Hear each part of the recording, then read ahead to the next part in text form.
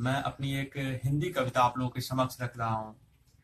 यह मेरी स्वरचित कविता है जिसका शीर्षक है नारी। इस कविताओं में मानव मूल्यों की बात की गई है, तो सुने। नारी।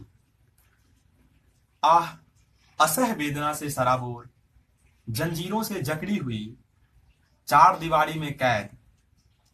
असह वेदना से सराबोर, जंजीरों से जकड़ी हुई, चार दीवारी में कैद।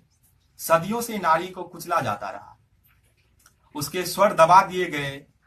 इस पुरुष प्रधान समाज ने नारी को पत्थर बना दिया था, एकदम चेतना शून्य। अब वक्त बदल चुका है, अब वक्त बदल चुका है।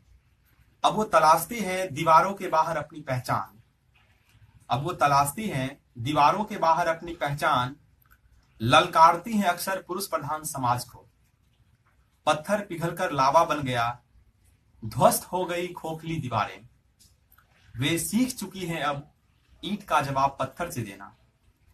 पत्थर पिघलकर लावा बन गया, ध्वस्त हो गई खोखली दीवारें। वो सीख चुकी हैं अब ईंट का जवाब पत्थर से देना। नारी कोई नदी नहीं, नारी कोई नदी नहीं, वह असीमित शक्ति संजोए हुए पूर्ण उदधि के समान है। नारी कोई नदी नहीं, वह असीमित शक्ति संजोए हुए पूर्ण उदधि के समान है। पूरी दुनिया जानती है समुद्र पर बांध नहीं बनाए जाते। पूरी दुनिया जानती है समुद्र पर बांध नहीं बनाए जाते। तो यह थी मेरी कविता नारी। ज्यादा से ज्यादा इस कविता को देखें और अपनी टिप्पणी से मुझे अवगत कराएं। धन्यवाद।